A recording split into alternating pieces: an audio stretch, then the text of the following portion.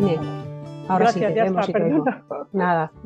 Ya he recuperado la pantalla. Vale, bueno, pues nada, como decía, hoy vamos a presentar el manual básico para luchar contra el racismo y la discriminación racial en el ámbito deportivo a nivel local. Y este evento de hoy forma parte, como sabéis, del proyecto SCORE, ¿no? Que se llama Ciudades Deportivas que se oponen al racismo en Europa. Y este proyecto tiene el objetivo de crear una coalición de ciudades y entidades locales que utilicen el deporte como una herramienta de inclusión y prevención del racismo y la discriminación racial y también que combatan el racismo y la discriminación y la intolerancia en el ámbito deportivo. El proyecto SCORE cuenta con socios de 6 países europeos, de Austria, España, Francia, Grecia, Irlanda y Suecia. Está cofinanciado por la Comisión Europea dentro del programa Ciudadanos, Igualdad, Derechos y Valores, el programa CERV, en su convocatoria del año 2021. Y se articula en 27 paquetes de trabajo, de los cuales pues, ya hemos ido desarrollando algunas actuaciones, ¿no? Se ha hecho un estudio comparativo de experiencias locales en Europa sobre el deporte dirigido a la inclusión y prevención del racismo y la xenofobia y la discriminación racial.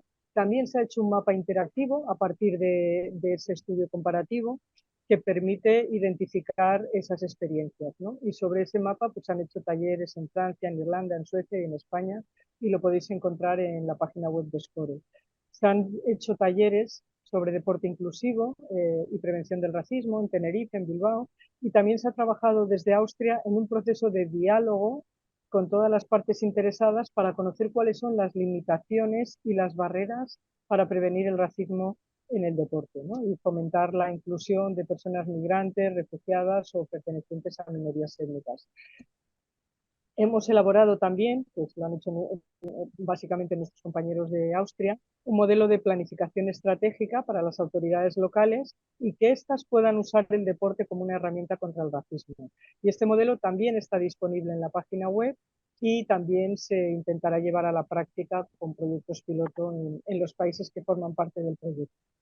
Bueno, y ya centrándonos en lo que vamos a hacer hoy vamos a presentar el manual básico, como hemos dicho, ¿no? Dentro del proyecto SCORE. Este manual va dirigido a las administraciones locales europeas, en especial a las personas que están relacionadas con el ámbito del deporte, tanto autoridades políticas como responsables técnicos o trabajadores municipales en el ámbito deportivo. Que pueden ser pues, responsables de escuelas deportivas o personal de espacios deportivos, entre otros. Sin embargo, como es una cuestión transversal, ¿no? Y la transversalidad en la gobernanza para combatir la discriminación y también para la integración es muy importante, el manual también puede ser utilizado pues, por aquellas personas que se dedican a la prevención en el ámbito de derechos humanos o también a organizaciones de la sociedad civil que trabajen todas estas cuestiones, ¿no? Por tanto, pensamos que es un manual ampliamente transferible a otros ámbitos relacionados con el deporte y como pueden ser federaciones nacionales, regionales, clubes deportivos y otras organizaciones. Y os animamos a que lo compartáis, ¿no? A que lo compartáis y a que se puedan ir sumando socios y actores relevantes en la gobernanza participativa del deporte, ¿no? Como un instrumento de cohesión social y de prevención y lucha contra el racismo y la discriminación racial en el nivel local. El manual se articula en torno a 2 ejes. En el primero se trata de cómo luchar contra el racismo a través del deporte, intentando dar respuesta a una serie de preguntas, que son, por ejemplo, ¿conozco qué actividades deportivas se practican en mi ciudad? ¿Están los espacios deportivos de mi ciudad adaptados a la realidad de las prácticas deportivas de la comunidad, ¿no? Que pueden ser diferentes según las nacionalidades? ¿Hay una visión que integre la diversidad presente en mi municipio, en la práctica deportiva que hacemos? Ese sería el primer eje. Y en el segundo se ofrecen una serie de recomendaciones para luchar contra el racismo en el deporte en el contexto local. Y responde a las siguientes preguntas. ¿Cómo se puede actuar cuando se producen incidentes racistas? ¿Cuáles pueden ser las alternativas de resolución de incidentes de discriminación racial? ¿O cómo se puede articular la atención a las víctimas en el nivel local? El manual comienza con una propuesta de marco conceptual teórico y este marco parte de un término que es el de cohesión social, que es un término que hemos visto que es común para todos los países que estamos trabajando en el proyecto, ¿no? Común, una cuestión que entendemos de la misma manera. Y para comprender este marco conceptual necesitamos un enfoque académico, ¿no? Que nos permita luego comprender el resto del manual. Entonces, para poder tomar este punto de partida conceptual, hoy tenemos con nosotros al doctor Luis Musacas, que es profesor de Gestión Deportiva y Sociología del Deporte de la Universidad de Ciencias Aplicadas de Kufstein, en Austria, y también tenemos a la doctora Noemí García Arjona, que es del laboratorio VIPS de Valores, Innovaciones, Políticas, Socialización y Deportes de la Universidad de Rennes en Francia. Noemí es una socia muy activa del proyecto. Y bueno, les agradecemos a los dos su presencia y también a otras universidades y centros de investigación que también están asistiendo hoy a esta presentación. Y también agradecemos bueno, pues la participación de todos los socios que están hoy aquí y el interés de las muchas entidades locales a lo largo de todos los eventos que hemos ido haciendo con SCORE y a los 40 ayuntamientos, federaciones y diputaciones que están participando hoy en este webinar. Así que yo acabo aquí, le cedo la palabra a Nuria Lores de Cidalia, que bueno, pues sabéis que es una entidad socia del proyecto y que es la que va a moderar la mesa que comienza hoy. Así que muchas gracias y Nuria, adelante cuando quieras. Muchas gracias, Caroline. Thank you very much, Caroline. To facilitate the communication with the speakers and the translator, I will be speaking in English, more like Spanglish, so sorry for my English. You can choose the Spanish-English translation channel at the bottom of your screen. As it appears in the program, we wait to the roundtable, sports and social inclusion and academic approach. Taking advantage of the presence of two experts in the field to be discussed at the level of Luis and Noemi, I would like to ask you some questions so that you can give us your contribution. At the end of the table, we will move on the presentation of the basic manual by my colleague from Cidalia, Jesus Migallón. And there you will be able to ask of us any questions you wish. Please, I request to the speakers to be specific in their answers so that we can leave that valuable time for dialogue and discussion with the participants at 1:10, more or less. And without further ado, we will start with the first question. In your opinion, Luis and Noemi, I would like to ask you, how is social cohesion present in the academic and political fields? Thank you. Okay, who opens the floor? Louis, do you want to, or no? Please go ahead, Noemi. I planned for the second side, so thanks for having me here. But please go ahead. Okay, thank you very much. Well, thank you very much for inviting me. It's a real pleasure.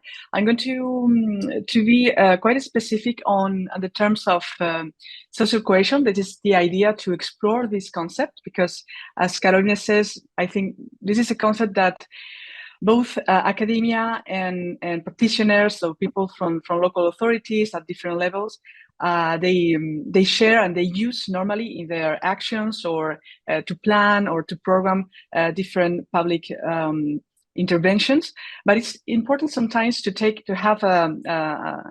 deep into the concept itself, and because sometimes this concept is not very clear, or they use it with other terms, as you can see, and words matters. Words are important, and it's important also to make the difference, right? It's important also to take into consideration that concepts are never neutral or aseptic. They evolve and change according to the context, according to the country, and the political use that we do for that.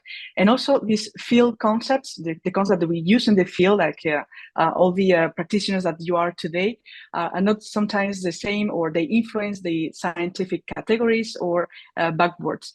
So it's very important to have a look at that. And because sometimes we use it with no difference. Integration, inclusion. In French and in Spanish, we have inserción or inserción, which is more related to the occupational integration into the labor market, for example. So it's important to have a look on that and how, for example, normally integration refers to the process in which individuals and groups are fully accepted or actively participate and in any or all aspect of society. So in these terms, it involves that individuals has to integrate the norms, the values, and the institutions and practices for the whole society. So it is one direction. And sometimes inclusion is quite different. There's a nuance here, there is a difference here, because it involves adapting individuals to the existing society, but it's also how the society itself they accommodate diversity and then ensure the equal opportunities. And sometimes even we don't use exclusively inclusion for migrants, but of course, it's a social inclusion for people that are marginalized or they have difficulties, for example, to get into the sports system. Like, for example, people with a handicap, the gender itself, because of the type of physical education and sport, physical culture, which is very body normative male values that are being said as positive. Sometimes women are not included, or they don't seem, or they don't feel as included. Even, for example, physical education, if we think about how sports and how sports were not mixed, and we have in no other type of class like mathematics or geography, we separate children by their sex or by their physical abilities, right? So they have a gendered connotation. And of course, other minorities as LGBTI+, because of this gendered connotation of a sport. So this is in which where we're talking about and the link because of the process of social inclusion and economic integration and with other aspects of the society. And nowadays, from European or supranational entities, we see that social cohesion, which is related to the concept of diversity or living together, are very present. Jesus, if we go further, I just want to not take more time and so to give Louis the floor.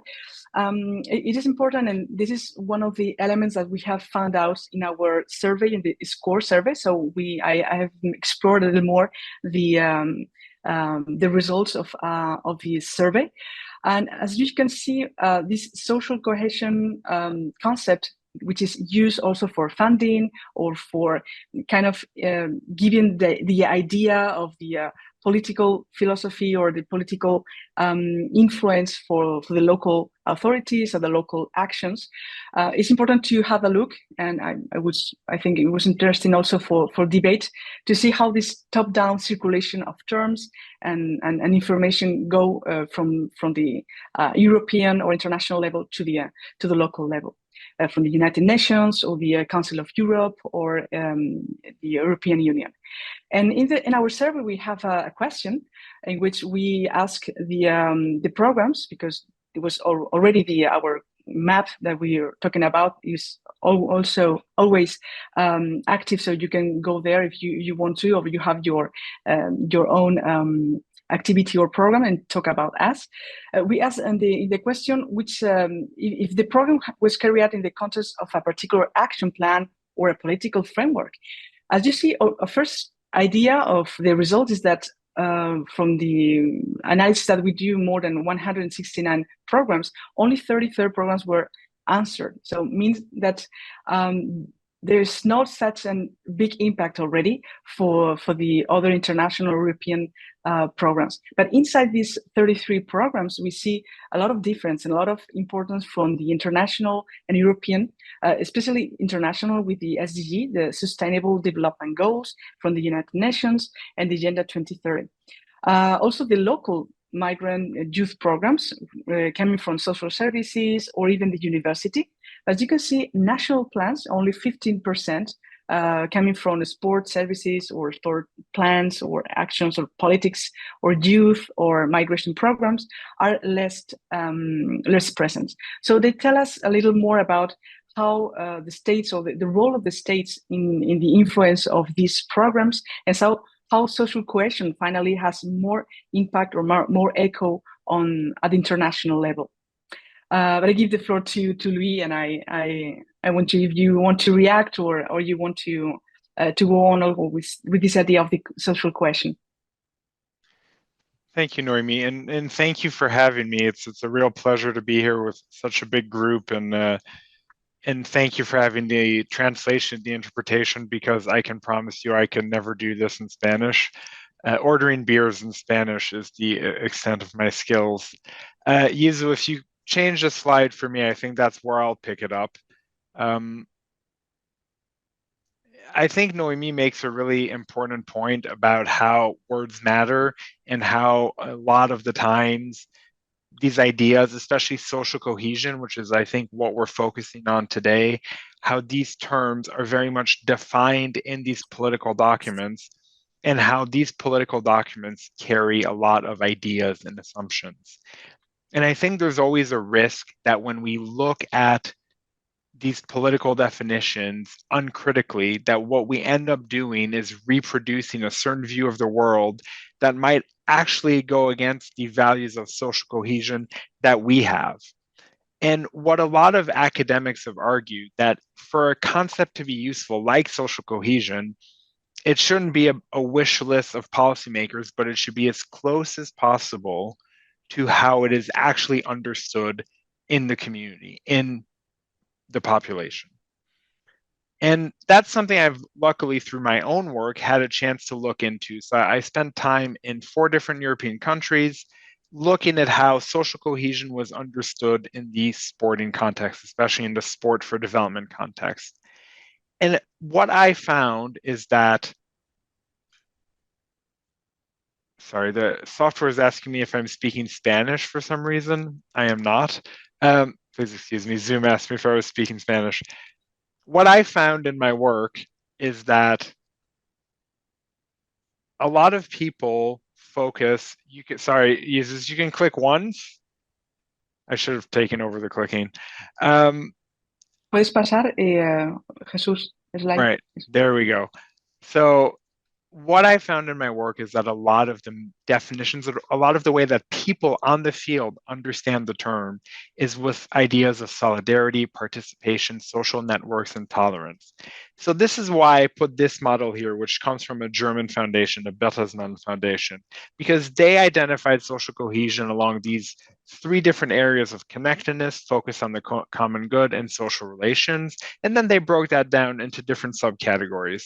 And for the most part, that's what I found in my own research, that when people talk about social cohesion, they're talking about ideas of identification, trust, having trusting social networks and accepting diversity and helping each other and respecting basic social rules. So there is very much this sort of broad agreement on at least a few general outlines that basically social cohesion is about these ideas, and social cohesion is about what you need as a community, as a society, to move forward in a common direction.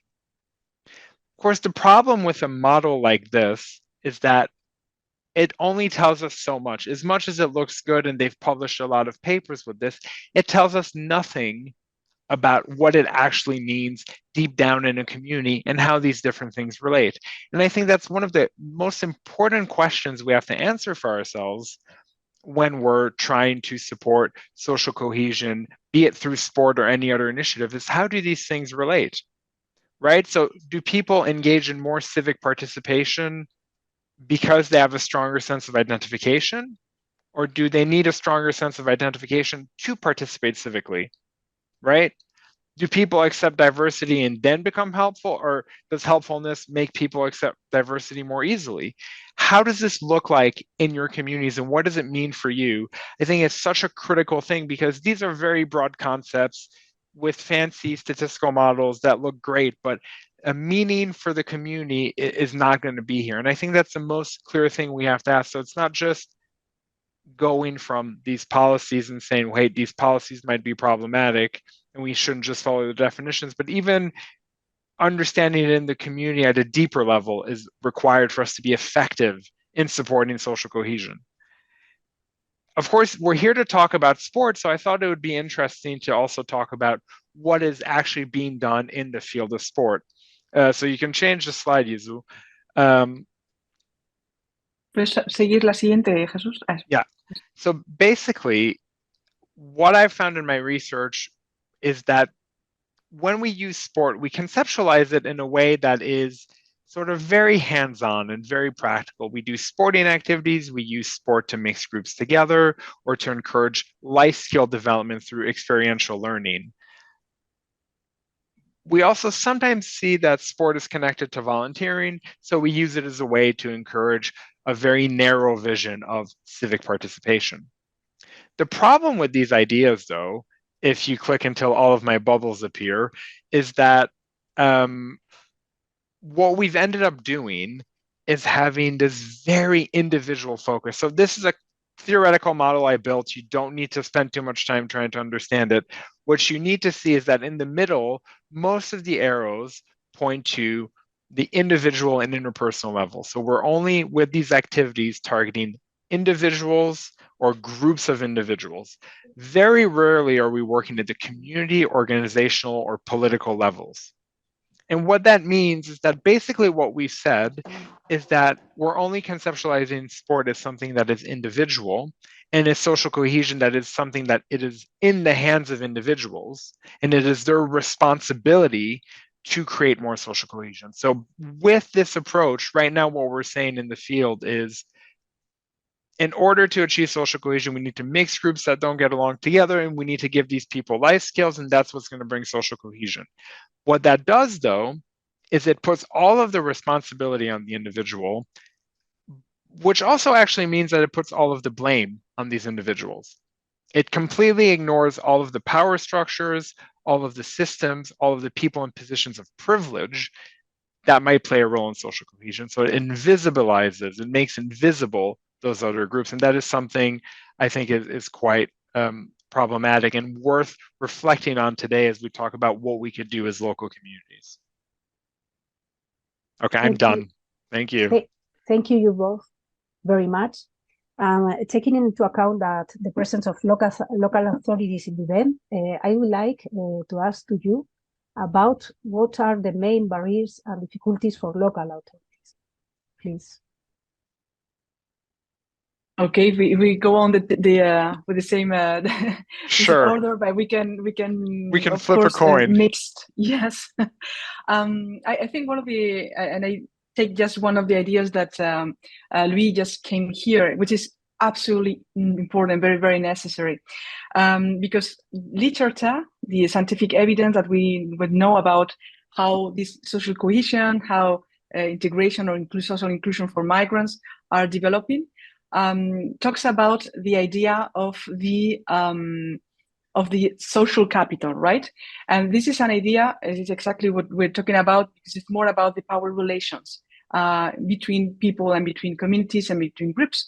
Because sometimes, and this is one of the results that we have at the SCORE project, they say that, okay, people, they don't have, or migrant people, one of the barriers is about the economical problems, because they don't have access to go to the sport club of the neighborhood, or it's very expensive, or it's very far from for the neighborhood that we are living, which is of course one of the problems. But also there is the problem about when I say this idea of sport of social capital is when you are part of the group. And you are, for example, second generation or migrants or coming from ethnic migrants. It's also about how do you create this relationship, and how do you create this friendship, and how do you create this bridged social capital, right? So it's not about structural condition. For example, we know that, for example, Christine Valset, who were analyzing sport clubs in Norway, and migrant, second generation migrant female Muslim women, they found out that it's about the time that they spend together, and the structural condition is about that most of these Norway sport clubs in the city of Oslo were ethnically divided. So traditionally, with winter sports or other type of sports, migrants, they don't find their own place there. And also, as I say, this idea to create this friendship, to sharing the same values or interest, to spend time together in the field and after the match, or how they socialize, their family, their peers, their parents, the involvement of the parents on the club as members, for example, as coaches or as volunteer, as we said. So it's important that in social cohesion has this individual and inter-individual or intersubjective and also systemic level has to be always present. And this is one of the main limits that I can say. I don't know if, Lucy, you want to add some of them. I was thinking about others, like, for example, the lack of monitoring or the lack of evaluation, which is also a big problem. But I mean, I think I would pick up your point on the whole social capital issue and kind of expand on that. Of course, we prepared for this presentation before. We talked about what questions we'd like to talk about, and what I wrote down for myself as an answer, what are the main barriers for local authorities or difficulties, is that I honestly sometimes feel that local communities, local authorities need to get out of their own way. We have such a narrow understanding of what participation in our societies look like that we don't consider all the other ways that might count as participation. So I know a lot of countries have tried to do participatory approaches. This is very popular in the Netherlands under the banner of Living Labs. But what we end up doing is creating this thing that we want to create social cohesion and bring people on board from different backgrounds, but always under our conditions. Right? So if they're going to participate in creating a project, it has to be as a volunteer on their own time for free, although we're paid to do it. When we want people to be involved in sports clubs, it also has to be as volunteers, or if they just want to play, we don't want that. We want them to join a club and go to training 3 times a week and compete, right? It's not they can just kick a ball around for an hour. It's always on our terms. And we kind of accept that as that's the way we should do things, that you should volunteer on the board, you shouldn't get paid, although we're getting paid to do what we're doing is the majority or the white people. But other people, if they want to integrate, they need to do it for free and they need to do it competitively in a formal club. We don't consider that maybe we have it wrong and maybe there are other ways to do things. So I think we get in our own way a lot because we want them to meet these very formalized criteria that aren't really relevant for them and aren't really relevant for a lot of other people. I totally agree with you and about the idea of which is a barrier too, right? When you are talking about this idea of and they said you also say in the results of your publications, for example, that the barrier itself is to, for example, to conceive programs or action just for migrants, right?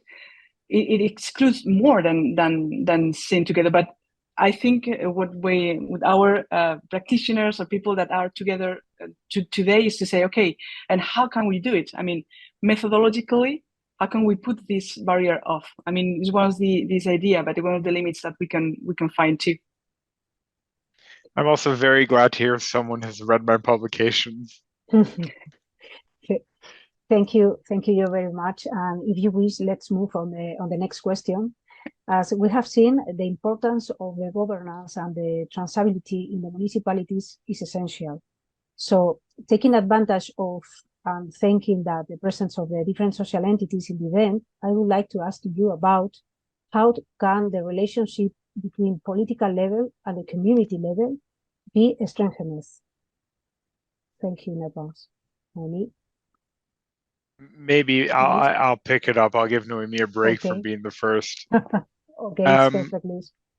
I think for me, part of the way we can improve the relationship between the political level, which I understand here is sort of the municipality, the city government, and the community itself, is we have to find ways to be more receptive to what the community is telling us, even if they're not telling us in the way we expect them to tell us, right? Again, I think we have these very formalized, they should answer a survey, they should volunteer on a board, they should protest or whatever it is, right?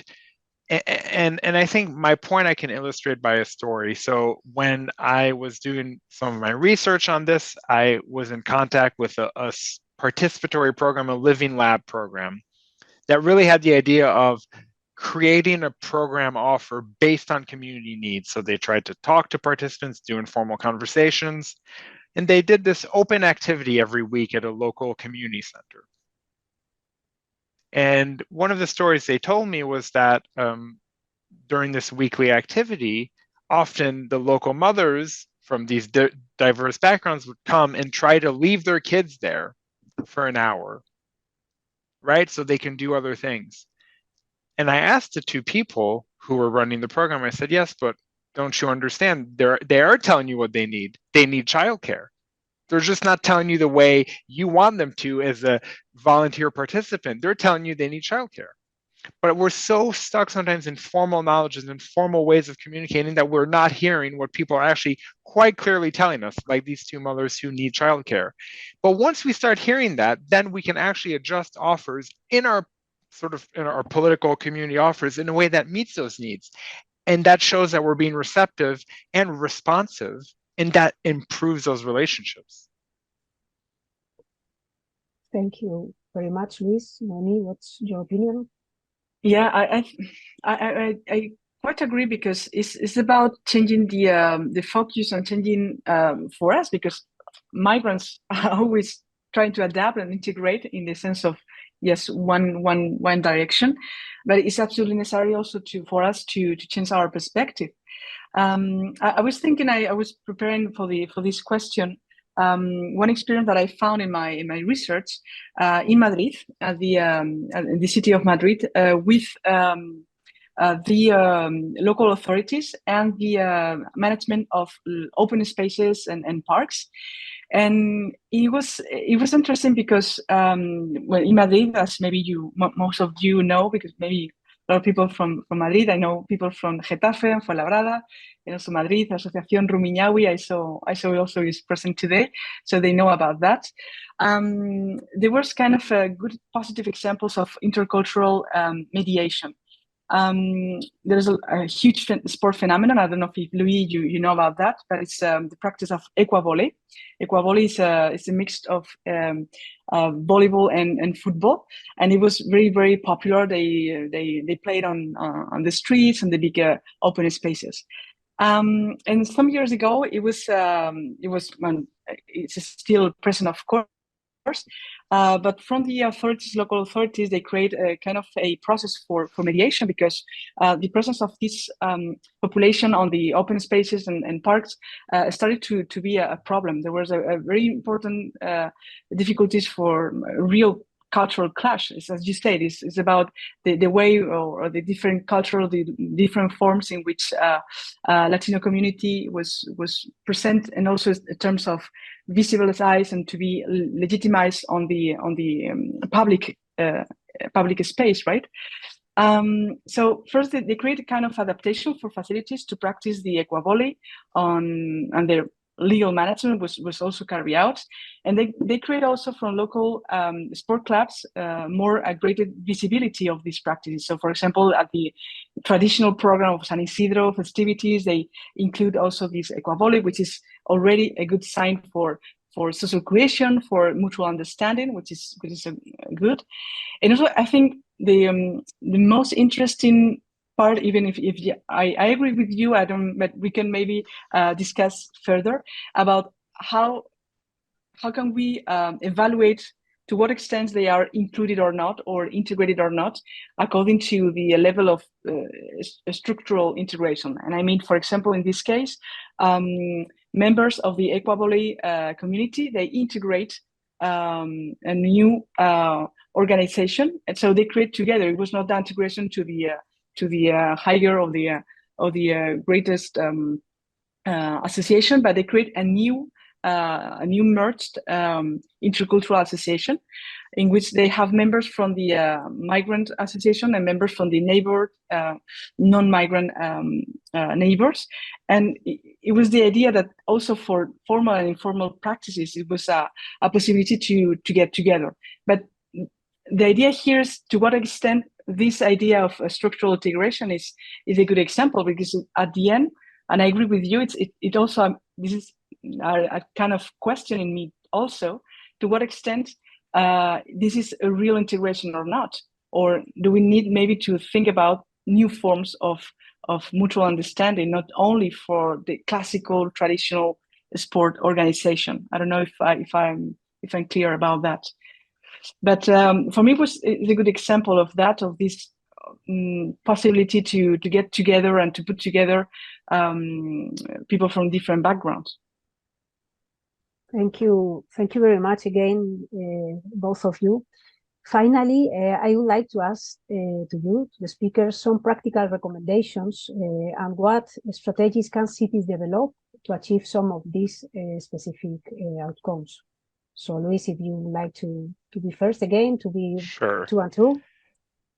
I mean, I think based on my criticisms, because I have made criticisms today, I'm aware of that. I think there's a few things that to me seem logical to suggest. One is having an openness to change our internal sort of legal, logistical, administrative structures in a way that is more conducive to the needs of a broader part of the community. I think that's very important. And that means being receptive to a broader part of that community as well.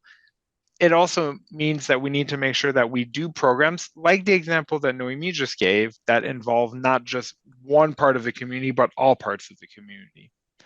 So that we're not just targeting the marginalized groups and putting all of the responsibility for social cohesion on them, but what we're saying is we're targeting everyone and we're making structural changes. So it's not just one person's responsibility or one group's responsibility. I think the question then is, how do you do that? And how do you sort of bring these groups together or target the community in a more holistic way? And my argument would be that we need to develop structures specifically for that. We can't just constantly rely on the things that already exist and that have already failed to help us promote this social cohesion and use sport as a tool for that. Things like, existing corporate or private structures, things like sports clubs. I am not of the belief that these are per se the right vehicle for social cohesion. During a presentation, we talked about this with one of my colleagues, and there was a debate about, could sports clubs be a vehicle for social cohesion? And my colleague said, isn't that like asking a lion to be a vegetarian? Really, sports clubs, their goal by their very nature is to develop and identify talent in the name of their sport. Their mission is not a social one. And it is shown again and again by all of the issues we have about their ability to integrate people, to be inclusive and tolerant, to provide safe environments. So if we want to really have an effective strategy that uses sport, we need to build a new room for it. We can't use these old failing rooms. And that is my main recommendation. Thanks. I don't know. I agree. I'm going to be very fast because I see the time is going very fast. I totally agree about that. It's about always thinking about what kind of a sport are we talking about. Is it about high level sport values, or is it about anything else? It's about using sport as a way for social cohesion, in which performance or the criteria, talent, and elite is not included. But also at the same time, but competition can have positive values, of course. It's not just to do informal or just. But it's true that competition brings this elite and brings this exclusion too. That's for its own nature of modern sport, as I mean. So even already for the recommendation is to say not only about talking about all the time about sport, because sometimes it's essentialized things, not only about the sport, but about physical education, about body practices, about corporal expression, dance, movement, anything that comes from corporal abilities or body activities. And another idea that I wanted to make clear, but I think it is quite included on the manual, is about as a very specific recommendation to think about with the intersectional lens. To put the Googles of lens, the intersectional, it means that we cannot separate or divide types of discrimination. And we see all the time in the score, we see that, okay, there are a lot of people that practice this, but most of them are male migrants. So where are the women? Again, with the handicap, again, with the LGBTI. So I think we or not just talking about intercultural, but also to talk about not gender sport practices, for example. Again, is sometimes the sport arena is where gender stereotypes are the most reproduced. So yeah, we have to thinking about that and to be as more inclusive as possible. Thanks again, both of you, for your interventions and very interesting contributions. We'll have time to ask you questions later. And in order to not delay, I give the floor to my colleague, Jesus Migallón, who is going to present the basic manual to fight against racism and racial discrimination in the sports field at local level. At the end of his intervention, a space will be opened for dialogue and debate with the participants, who can ask questions through the chat to AA Preguntas Questions, or by raising their hands to ask for the turn to speak. Migallón, I give you the floor. Migallón, tienes la palabra. Hola, buenos días. Muchas gracias, Nuria. Bueno, muchas gracias, Luis. Muchas gracias, Noemí. Creo que habéis enmarcado fantásticamente, ¿no?, el debate y el manual que queremos proponer hoy en el marco del proyecto SCORE. Yo tengo un poco de timidez, ¿no?, para hablar después de, de vuestras intervenciones, pero vamos a hacer una breve presentación de cuál es la finalidad, los objetivos del manual, pero también cuáles son algunas de las recomendaciones prácticas que intentamos que tenga el manual fundamentalmente para administraciones locales. Y ahora vamos a focalizar también quiénes son las personas destinatarias que desde el proyecto SCORE pensamos que aquí se dirige, ¿no?, fundamentalmente el manual. Voy a compartir mi pantalla, si me permiten solo un segundo, por favor. No, esta no.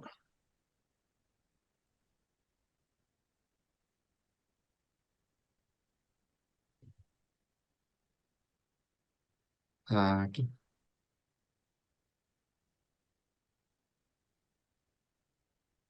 Perfecto.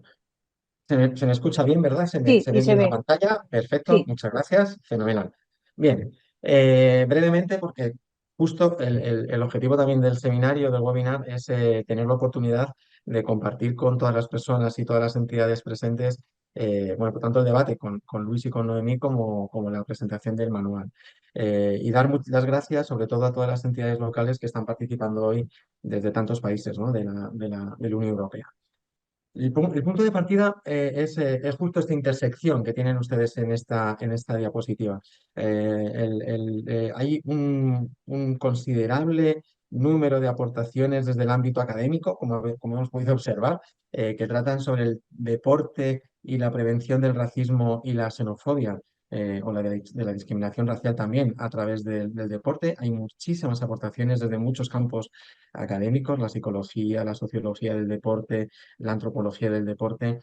Y luego, por otra parte, también hay muchos recomendaciones, muchos manuales, muchos toolkits, muchos documentos que abordan cómo las administraciones públicas tienen que abordar la cuestión del racismo y la discriminación racial. Pero en esta intersección, donde hemos encontrado menos contribuciones, es justo donde el proyecto SCORE intenta tener bueno, un mensaje y unas herramientas, unos instrumentos que sean prácticos para las administraciones locales. Es decir, esta intersección entre deporte, racismo, discriminación racial, pero específicamente en el nivel local, aquí nos encontramos con que las contribuciones no son tan numerosas, ¿no? Y no solo no son tan numerosas, sino que a veces, en muchos casos, están muy circunscritas a contextos, ¿no?, sociales, políticos, nacionales determinados, ¿no? Entonces, la idea es intentar trabajar en un manual que dentro de un proyecto europeo tenga también un componente de transferibilidad. Eso no es fácil. Entonces, vamos a intentar ver si de alguna forma hemos conseguido por lo menos tener este contexto que es bastante amplio, pero desde el punto de vista de esta intersección que les estábamos comentando. Para ello hemos partido ya en otros documentos que hemos elaborado dentro del proyecto SCORE. Hemos elaborado una definición que viene bueno, contextualizada teóricamente también de Kierkegaard, en dos ámbitos, como ha mencionado antes Carolina Fernández de la O, la directora del OBERAX, en dos ámbitos concretos, que es la lucha contra el racismo desde el deporte y la lucha contra el racismo en el deporte. Creemos que son dos ámbitos o dos contextos en los que desde la perspectiva de las entidades locales se podría hacer énfasis. En el primero haríamos referencia, luego veremos que mencionaremos algunas de estas preguntas, haremos referencia a cuáles son las actividades deportivas que se practican en mi municipio, en mi ciudad, si los espacios deportivos de mi ciudad están adaptados a la realidad de las prácticas deportivas de la comunidad que reside en mi ciudad, y si existe algún tipo de perspectiva, visión que integre la diversidad presente en mi municipio en la práctica deportiva local. Esas son preguntas o algunas de las preguntas que nos haríamos cuando hablamos de la lucha contra el racismo desde el deporte. Pero, ¿qué sucede cuando se producen incidentes racistas a nivel de la práctica deportiva local? ¿Cuáles son los canales de resolución de estos incidentes de discriminación racial cuando se producen, cuando ya se han producido estos incidentes racistas? Y sobre todo también, y siempre poniendo mucho el foco, mucho la atención en el nivel local, cómo se puede articular a nivel local la atención a las víctimas de estos incidentes de discriminación. Bueno, estas son algunas de las preguntas que desde estos dos ámbitos hemos intentado proponer en el manual. El manual, como decía antes, la directora del Observatorio del Racismo y la Xenofobia, Carolina Fernández de la Hoz, tiene varios destinatarios, pero preferentemente está dirigido a las administraciones públicas locales, y en especial, con especial énfasis, a aquellas personas que están relacionadas con la gestión del deporte, ¿no? Con el ámbito deportivo a nivel local. No solo porque el manual tiene distintos enfoques, y uno de los enfoques que han mencionado perfectamente Luis y Noemí es precisamente el transversal, es decir, ese enfoque de transversalidad, de trabajo con otros agentes locales, pero específicamente agentes locales del propio municipio que están relacionados con derechos humanos, es decir, hay muchísima variedad en Europa, ¿no? Derechos humanos, igualdad, no discriminación, gestión de la diversidad, etcétera. Podemos aquí tener un larguísimo etcétera. También está dirigido, ¿no? También es una de las agentes a los que nos dirigimos. Pero no solo, organizaciones sociales cuyo fin esté relacionado con el ámbito del proyecto, es decir, tanto organizaciones sociales que sean defensoras de derechos humanos o que actúen en el ámbito de la prevención del racismo y la xenofobia, pero también organizaciones sociales que estén activas en el ámbito deportivo, ¿no? Y ahí veremos que también haremos alguna diferenciación. Quizás el último destinatario, ahí ya un poco más tangencialmente, sean federaciones nacionales, regionales u otros clubes deportivos, quizás más a nivel, no tan amateur, sino más a nivel profesional, ¿no?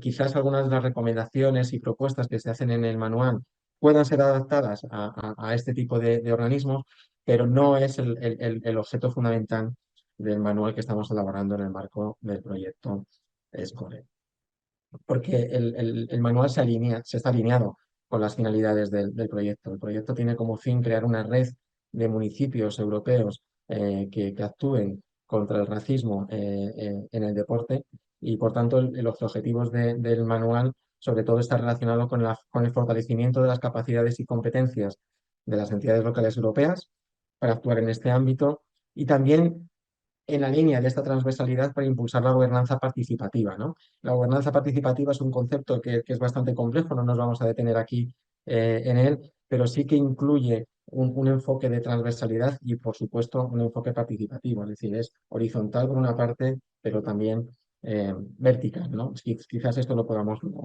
debatir en el turno de preguntas. Seguro que a Luis esta diapositiva, aunque esté en español, perdona Luis, le va a sonar bastante. Como el proyecto está relacionado con el fomento de la cohesión social, justo este debate académico que hemos tenido ahora mismo tan interesante nos ha puesto el foco en este concepto de cohesión social, muy complejo, porque además tiene contribuciones desde múltiples ópticas académicas, ayudándonos, ¿no?, de las contribuciones del profesor Mustakás y también de otras contribuciones, ¿no?, sobre el concepto de cohesión social. Hemos diferenciado tres dimensiones, ¿no?, que creemos que son útiles a nivel de las administraciones locales europeas. Por una parte, bueno, lo ha mencionado hace muy poquito Luis, los valores compartidos, ¿no? El sentimiento de pertenencia. En segundo lugar, todo lo que tiene que ver con la promoción del bienestar y la orientación hacia el bien común. Y en tercer lugar, la tercera dimensión, pues la dimensión de la convivencia, ¿no? Y del fomento de unas relaciones sociales armoniosas. Pero nos faltaba un punto de apoyo, nos faltaba un eje todavía para hacer más operativo, para concretar estas dimensiones en la vida, ¿no? De las administraciones locales europeas. Y por eso, sirviéndonos dentro del manual de un enfoque, que es el enfoque socioecológico, que también Luis Mustacas es una de las personas que lo ha trabajado y lo ha teorizado, hemos definido 3 niveles de actuación a nivel para las administraciones locales europeas. El primero es el estructural, que también se puede denominar sistémico, político, que tiene que ver con todas aquellas normas o legislaciones locales. Hablo de normas o legislaciones locales que pueden existir a nivel local, pero también con aquellos planes, estrategias, bueno, pues aquellas planes de acción que se desarrollan a nivel local, por ejemplo, un plan de acción de deporte o un plan de acción en convivencia intercultural, etcétera, y que forman parte de este marco estructural. El segundo es el subjetivo, que tiene que ver con las personas, con los individuos, tiene que ver con las capacidades, con los intereses, con qué tipo de prácticas deportivas desarrollan las personas, los individuos, en el marco de mi entidad local, de mi ciudad. Y el tercero, el intersubjetivo, que tiene que ver más con el nivel comunitario, ¿no? Que tiene que ver más con el nivel organizativo. Bueno, dentro del manual hemos intentado juntar ambas, las dimensiones con los niveles. Solo voy a poner un ejemplo, que este es el ejemplo del ámbito comunitario, por ejemplo, pero hemos intentado in- eh, saber cuáles son las ventajas que tienen para las ciudades actuar en cada uno de estos ámbitos, en cada una de estas dimensiones y en cada uno de estos niveles. Este es el nivel comunitario y dentro del nivel comunitario hacemos una propuesta de cómo el deporte puede contribuir pues, a la cohesión social, pero a las distintas dimensiones de la cohesión social. Esto puede ser interesante, uno, pues para poner de manifiesto, eh, hacer más transparente cuáles son las contribuciones de las distintas dimensiones de la cohesión social, pero dos, también permitirme esta pequeña forma de utilizar el lenguaje, también puede ser útil para las administraciones locales para que sepan cuáles de estas dimensiones y cuáles de estos niveles son las que creen que deben de priorizar en un momento determinado. Voy a poner un ejemplo, quizás los que viven en Madrid lo conocerán mejor, pero yo he vivido mucho tiempo en un barrio de Madrid que se llama Vallecas, y que Vallecas está muy articulado por un club deportivo del barrio, que es el Club Deportivo Rayo Vallecano, ¿no? Claro, por ejemplo, el sentimiento de pertenencia está clarísimo, ¿no? En el barrio hay un sentimiento de pertenencia enorme, pero quizás hay otras dimensiones que a nivel local sería necesario poder reforzar o poder desarrollar específicamente desde el punto de vista de las políticas y de las acciones que desarrollan desde las administraciones públicas. Bueno, es solo un ejemplo, pero quizás pueda servir, ¿no? Para poder seguir debatiendo después un poquito más tarde. Yendo ya más a la cuestión práctica, el manual se estructura, se articula en estos dos grandes ejes que hemos mencionado. Uno es el de la lucha contra el racismo a través del deporte, y el segundo era en el deporte. En el primero, bueno, he puesto estas dos fotos primero para visualizar el ecuavoli, ¿no? Que seguro que hay otras personas, estaba por aquí la Asociación Rumiñahui y hay otras personas que lo conocen, pero tiene que ver con algunas cuestiones que nos planteamos en este eje, ¿no? Es decir, primero, ¿dónde se realizan las actividades deportivas? ¿Quiénes hacen estas prácticas deportivas? ¿Dónde? ¿Cuándo? En fin, estas son algunas de las preguntas que creemos que son relevantes cuando hablamos de la lucha contra el racismo a través del deporte. Como ven, muchas de estas actividades se están desarrollando en espacios no adaptados para la práctica deportiva. Los chicos que están jugando ahora mismo al béisbol están jugando en una calle, mientras que las personas que están jugando al ecuavóley lo hacen en una cancha deportiva al aire abierto, que no está adaptada tampoco para jugar a su deporte. Por tanto, una de las primeras recomendaciones que lo han mencionado y sobre las que quizás tengamos que insistir, lo han mencionado muy claramente Luis y Noemí, es precisamente qué tipos de deporte, qué prácticas deportivas y cómo nos podemos aproximar a las personas que componen toda nuestra comunidad para conocer cuáles son estas prácticas deportivas, dónde las practican y cuándo las practican. Ese sería un primer eje fundamental. Por eso decíamos que las administraciones locales deben establecer vínculos con los grupos étnico-raciales para conocer sus prácticas, demandas y las posibles barreras que tienen para desarrollar los deportes que a ellas les interesa desarrollar. Y esa diferencia por eso que las palabras importan, ¿no? Esta diferencia en muchos eh, mm, apartados del manual, no solo hablamos de deporte, ¿no? Porque quizás el deporte sí se ve como más organizado, más institucionalizado. Quizás también tengamos que hablar de esas prácticas deportivas, ¿no? O de esa actividad física que las personas están desarrollando dentro de nuestra comunidad. Y dentro de este eje queríamos llamar la atención al hecho de que la participación deportiva tiende a estar estratificada étnicamente. Es decir, en general, las minorías étnicas tienden a ser menos activas en los deportes que las personas autóctonas y es menos probable que participen en deportes organizados por clubes. Y esto es una cuestión que nos tenemos que plantear como responsables, ¿no? de las administraciones locales. Pero en segundo lugar, desde una perspectiva de género, hay que tener en cuenta, ¿no? La participación diferente de hombres y de mujeres en estas prácticas deportivas. En estas fotos que vemos ahora mismo, en estas prácticas deportivas, tenemos dificultades, ¿no? Para ver que hay mujeres practicando estas actividades físicas.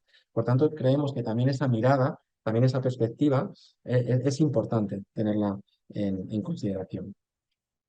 Y en segundo lugar, y aquí ya sí que nos situaríamos, ya no tanto en el nivel comunitario ni en el político, sino en el individual, tenemos que intentar conocer desde la administración local cuáles son las barreras y las dificultades que tiene nuestra población, que tienen nuestras vecinas y nuestros vecinos para la práctica deportiva.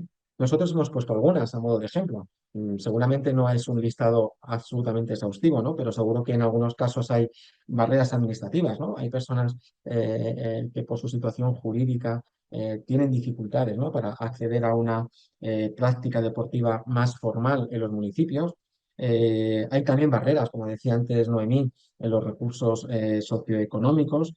También hay prejuicios étnicos y discriminatorios, es decir, para el acceso a distintas prácticas deportivas podría ser que existan algunos elementos disuasorios que puedan impedir la participación en igualdad de condiciones de todas las personas, ¿no? Y especialmente de las personas que pertenecen a grupos racializados o personas de minorías étnicas y raciales. Y por supuesto también hay diferencias en gustos y preferencias. Hay personas que por el significado, por la socialización, por el valor cultural que se le asocia, tienen más interés en participar en algunas prácticas deportivas que a lo mejor posiblemente tengamos que pensar que no han sido fomentadas o no tienen las mismas posibilidades que el resto de la ciudadanía que forma parte de nuestra ciudad. Por tanto, aquí el mensaje sería que el deporte local tendría que hacer también un esfuerzo para adaptarse a las necesidades del conjunto, de toda la ciudadanía, y no impedir la participación de algunas de las personas, sobre todo de las pertenecientes a minorías étnicas y raciales, en el ámbito deportivo local. Para eso, para ello, no lo voy a leer todo, solo lo pongo a nivel de ejemplo. El manual SCORE hace una propuesta de 10 acciones que desde el nivel local se pueden desarrollar para impulsar, ¿no? La lucha contra el racismo a través del deporte. Son 10 actuaciones que creemos que son recomendaciones amplias pero accesibles para poderlas desarrollar. Y que seguramente no van todas en orden, es decir, no hay que pasar del 1 a la 2 y después a las 6 y a las 7, es decir, seguramente cada entidad local, cada ciudad, también en función de su contexto, de su trayectoria, de su experiencia, de sus iniciativas, puede analizar y puede evaluar en sí misma cuáles podrían ser los puntos de actuación que podría reforzar para mejorar, ¿no? Este desarrollo del deporte en su ciudad. En segundo lugar, el segundo eje es cómo luchar contra el racismo ya en el deporte a nivel local. Hemos diferenciado dos ejes también dentro de este ámbito. Por una parte, la prevención, es decir, todas aquellas acciones que tienen que ver con la prevención y con la anticipación, digamos así, de la aparición de incidentes racistas. Y aquí hemos diferenciado también dos tipos de actuación. Uno, la sensibilización y dos, la formación. Por una parte, la sensibilización está relacionado con intentar que la ciudadanía y el conjunto de la comunidad sean conscientes del compromiso municipal en la lucha contra el racismo y la discriminación en el deporte. Es decir, si hay un compromiso municipal y que eso ya está previsto, por ejemplo, en el punto 4, ¿no? De este decálogo, digamos, de estas propuestas de acción, que es desarrollar normativa local que favorezca la lucha contra el racismo y la discriminación racial, si hay un compromiso local, tenemos que intentar que el conjunto de la ciudadanía sea consciente de este esfuerzo y de este compromiso municipal. Eh, Desde luego hay muchas formas de hacer esto. En el manual decimos algunas de ellas, ¿no? Pero estas acciones de sensibilización son múltiples, muy variadas, son plurales y cada ciudad, cada municipio en su propio contexto, desde luego, sabrá mucho mejor que nosotros cómo tiene que desarrollar esta sensibilización, ¿no? Pero podría ser una campaña de comunicación y sensibilización en el municipio. Puede ser, ¿no? Que se permitan adhesiones de los clubes, organizaciones sociales a este tipo a este compromiso local, y que incluso que haya distintivos, ¿no? Que permitan saber que estas organizaciones se están adhiriendo y que cumplen una serie de requisitos, ¿no? Para esta actuación a nivel local. Pero también se puede sensibilizar a otros actores locales, ¿no? Por ejemplo, a la policía de proximidad, se puede sensibilizar a otros agentes locales del municipio, como los centros educativos. Es decir, puede haber acciones concretas con actores sociales específicos para trabajar esta sensibilización.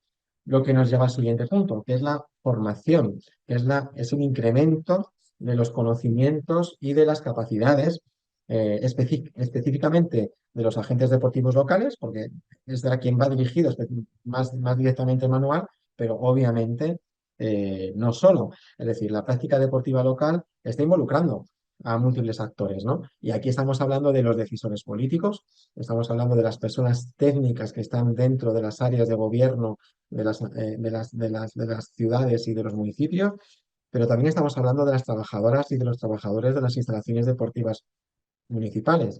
También estamos hablando de las escuelas deportivas municipales. Y dentro de las escuelas deportivas municipales hay múltiples actores implicados también dentro de ellas. Es decir, dentro de las escuelas deportivas municipales hay deportistas, sean chicos y chicas menores o sean personas adultas. Tenemos entrenadores y entrenadoras. Tenemos las personas que se ocupan de la gestión de las escuelas deportivas municipales. Es decir, que las personas, los actores sociales que están involucrados en ello son múltiples. Propuestas concretas, por ejemplo, organizar formaciones obligatorias para los decisores políticos y las personas técnicas y trabajadores de las entidades municipales que están relacionados con el deporte. ¿Por qué? Porque estos decisores políticos tienen que comprender qué significa la discriminación racial, qué es un incidente racista. Es decir, esta formación o esta capacitación va a incrementar los conocimientos y las capacidades de estos agentes deportivos locales. Pero la cuestión más, no la más importante, hay una cuestión muy relevante, que es qué sucede si todo este trabajo hace que, por supuesto, los incidentes racistas se manifiesten dentro de nuestra ciudad, ¿no? Dentro de la práctica deportiva local. Bueno, el manual es más amplio, tendrán, ahora les comento cuándo estará disponible el manual y de qué forma podrán acceder a él, pero sí que tenemos dentro del manual no solo estas recomendaciones, sino también algunos principios de actuación que nos parecen que son claves, ¿no? Por ejemplo, poner a la víctima en el centro, intentar que haya un trato adecuado a la víctima, que sea confidencial. Bueno, todas estas recomendaciones claves las podrán encontrar dentro del manual.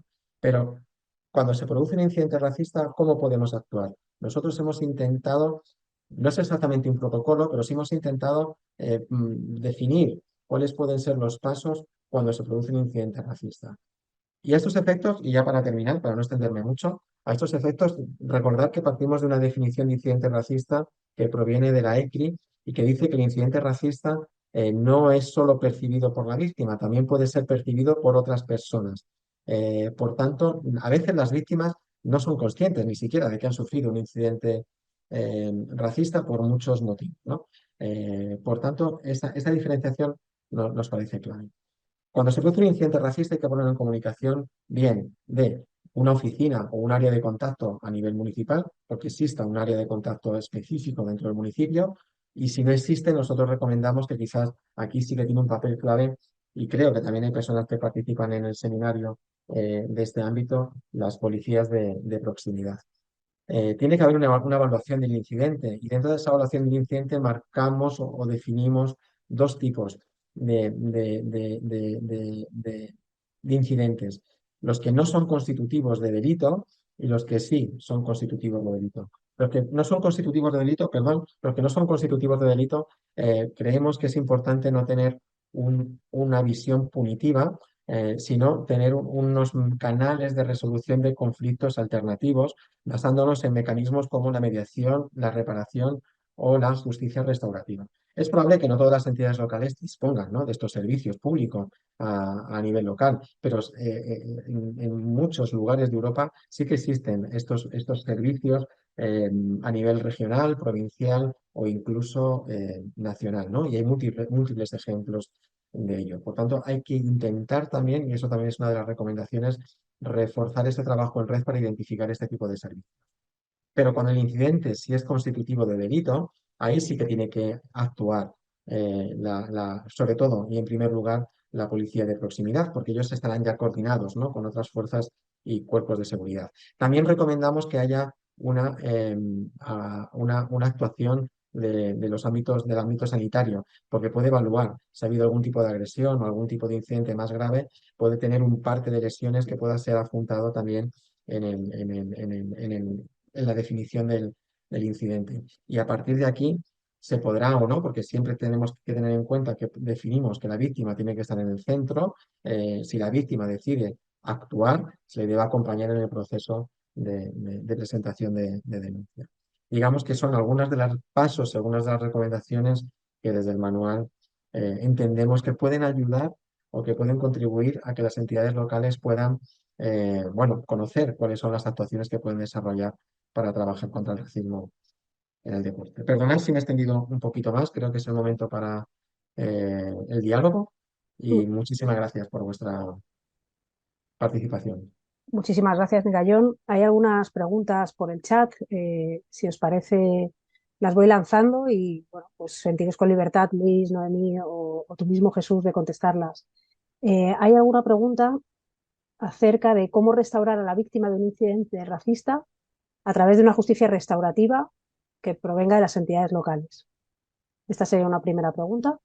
Y después hay otra cuestión que ha surgido y es acerca de los conceptos y de la interculturalidad. Alguna persona echa en falta o sugiere que por qué no se ha apostado por el enfoque intercultural, y ahí yo creo que Noemí la veo asintiendo y bueno, contar la experiencia de Francia en este sentido podría ser enriquecedor. De momento hay estas dos. Animo a quien quiera hacer preguntas a hacerlas o bien levantando la mano directamente y asignaremos turno de palabra o bien a través de este chat. Os dejo con estas dos primeras cuestiones. Gracias. Pues recojo el guante con el tema de la pregunta sobre intercultural. Efectivamente, bueno, yo creo que tendríamos que tener bastante más tiempo. Voy a intentar hacer una respuesta lo más corta posible, ¿no? Es una aproximación y yo creo que es también una orientación de las culturas, o sea, de las políticas de integración e inclusión social, voy a ponerlo con barras porque ya que los hemos definido, que tiene un enfoque precisamente con respecto a lo que hemos dicho, ¿no? Es decir, el migrante no solo es el que tiene que hacer el esfuerzo, sino que es la sociedad la que también tiene que hacerlo, ¿no? Y en ese doble esfuerzo es donde se encuentran para construir conjuntamente la sociedad, ¿no? Y efectivamente es un concepto, una aproximación, o incluso una forma de ver la migración, el proceso migratorio, que no todo el mundo o que no todos los países han aceptado o abordado como tal, ¿no? Y va justo además un poco en esa frontera entre el concepto un poco académico, ¿no? Porque, bueno, pues está Carlos Jiménez, que es antropólogo social aquí en España y que ha creado pues, toda una formación también en torno también a esa teoría y sobre todo en el caso de la mediación social y de la mediación vecinal, por ejemplo, y también en otros ámbitos. Y hay muchos de nosotros que nos encontramos y nos inspiramos en esa forma de ver la migración y el proceso migratorio, ¿no? Pero como digo, sí que ha estado presente durante un cierto tiempo, y es una pregunta que hago un poco como los gallegos, sin caer en estereotipos, pero que me gustaría preguntar también a Luis, ¿no? Sobre el tema también de cómo se ha utilizado a nivel europeo, porque tú has trabajado mucho precisamente el uso de ese concepto dentro de las políticas europeas o internacionales. Y yo tengo la sensación de que es un concepto o una aproximación que se ha ido dejando de utilizar y que parece como que el concepto de cohesión social es un poco más neutro, es un poco más aséptico, ¿no? Y como bien decía Nuria, pues por ejemplo en el caso de Francia, prácticamente es inexistente, ¿no?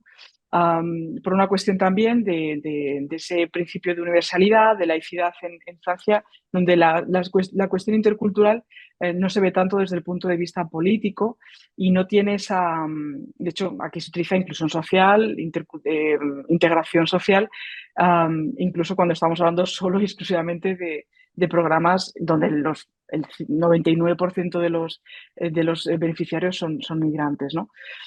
Creo que se une, por un lado, para resumir, la filosofía política, de dónde viene, o sea, depende del contexto, y yo creo que también es una cuestión de temporalidad, es decir, del momento en el que vivimos, ¿no? No sé, Luis, si tú tienes esa misma percepción o no, o si cohesión social es un concepto más neutro, más englobante en esta cuestión de diversidad, donde no hay esa asunción, a lo mejor tan clara de la aproximación teórica y política.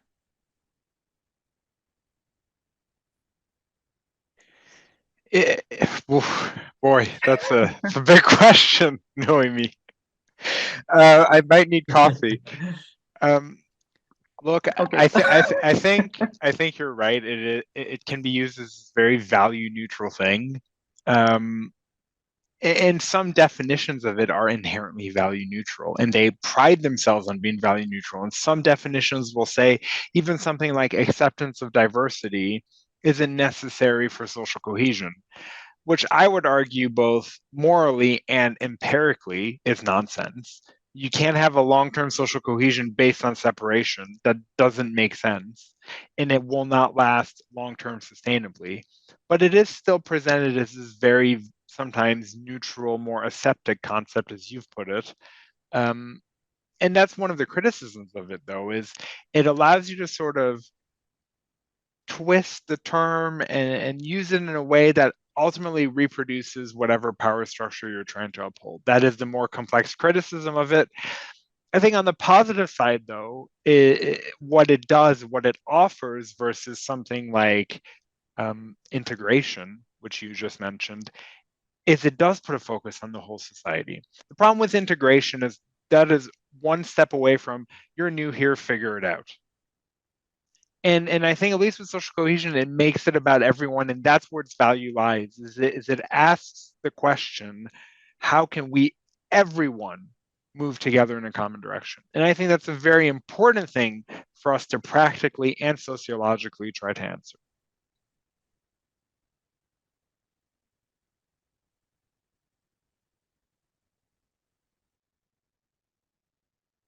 Si queréis, puedo avanzar yo algo sobre la pregunta de justicia restaurativa. Em, Hacer una respuesta clara y concisa yo creo que es imposible. Es decir, primero la víctima tiene que ser la que acepte, ¿no?, estos canales de resolución del incidente racista. Yo creo que eso es la parte más importante. Y segundo, hay que reforzar el trabajo en red. Hay organizaciones expertas en el trabajo en justicia restaurativa que pueden orientar, ¿no?, cómo resolver o cómo trabajar un incidente racista en función de la naturaleza, del significado, ¿no?, que la víctima le dé a través de la justicia restaurativa. Eh, Habría que explorarlo, ¿no? Yo sí que conozco a nivel español a organizaciones expertas en justicia restaurativa y sí que te podría facilitar algunas referencias para trabajarlo, pero siempre teniendo en cuenta el papel central de la persona que ha sufrido el incidente racista.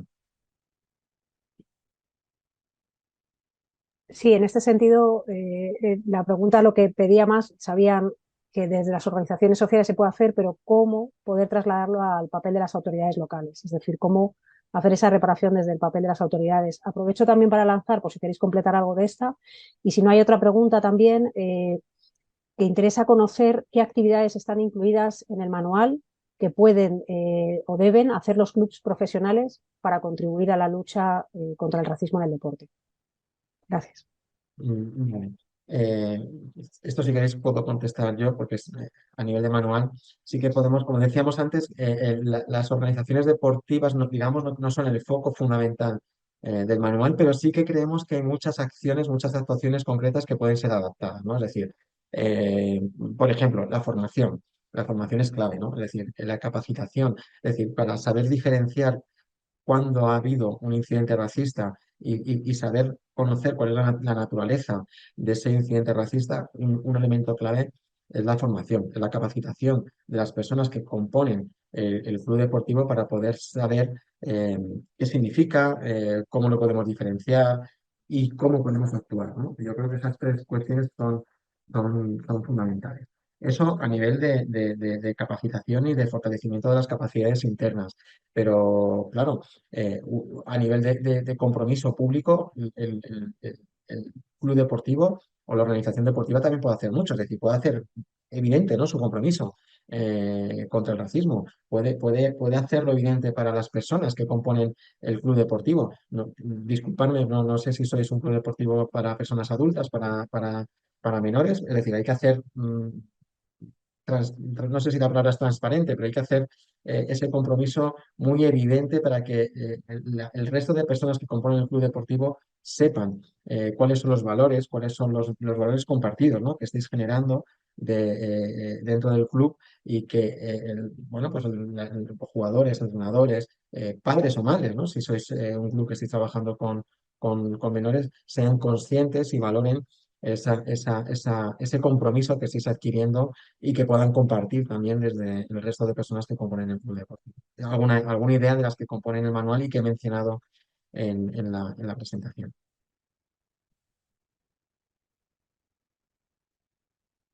No sé si Noemí, que conoce un poco el manual, puede estar de acuerdo en mencionar alguna idea más.